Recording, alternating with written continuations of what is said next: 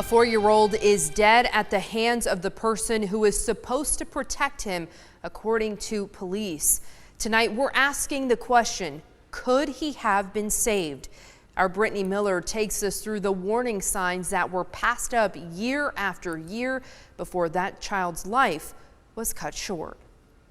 Reports of violence, malnutrition, and neglect piled up over 4 years, all surrounding the relationship between 4-year-old Jayceion Mathis and his mother. While time ticked by and the agency behind those reports worked to investigate, little Jayceon's time ran out. And according to authorities, it was at the hands of his mother. I set out to investigate how so much neglect can be reported, but no action taken to save a life. First reported missing on January 20th, 2022, Jayceon's grandmother told police she hadn't seen the toddler in months and something wasn't right.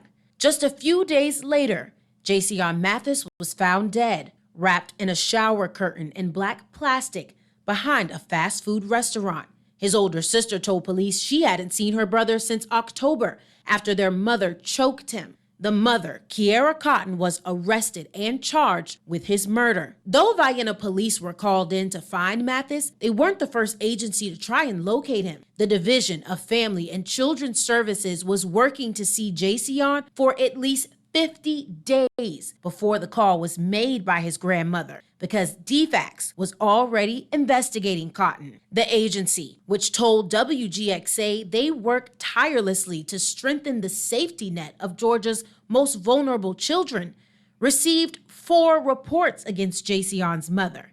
He was only 4 years old. The first report was made in 2017, days after Jayceion was born, because his mother tested positive for drugs twice during her pregnancy. After multiple home visits and negative drug tests, an investigation determined that Jayceon's safety wasn't in jeopardy, the case manager telling Kiera Cotton she was a model client. But 6 months later, DFACS had to open another case after someone from the Medical Center of Central Georgia reported that the infant was underweight.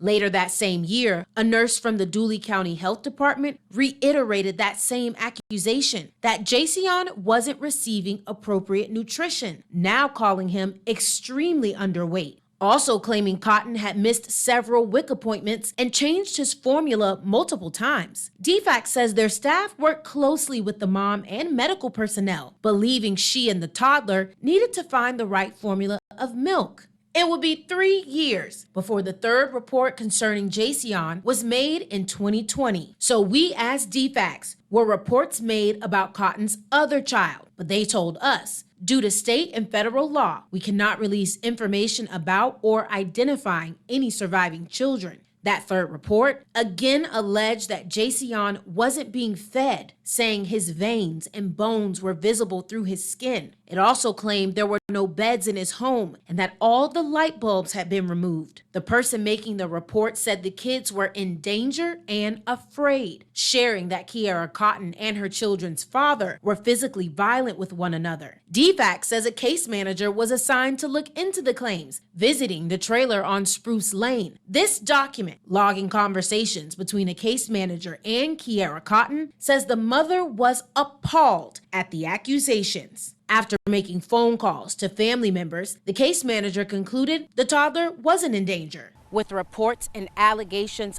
piling up against Kiera Cotton, I asked DFACS what has to happen for a child to be removed from the home. In an email, DFACS said to us, for a child to be removed from a home, we have to determine that the child is at imminent risk and that there is no plan that could be established to create safety within the home environment. But mom Kiera Cotton was attached to domestic violence again in November 2021. It would be case number 4, made just 2 months before her son was found dead. It alleges neglect, saying Jayceion and his sister still weren't being fed or bathed, adding that the 4-year-old wasn't potty trained and couldn't speak. Despite efforts, DFACS social workers would never make face-to-face contact with Kiera Cotton to address those allegations. Entering the family's home on Spruce Lane revealed they didn't have running water for 3 months. Cotton would later tell police 1 week in November, she woke up to her son not breathing. Instead of calling the police, she wrapped up his body and kept it in their house.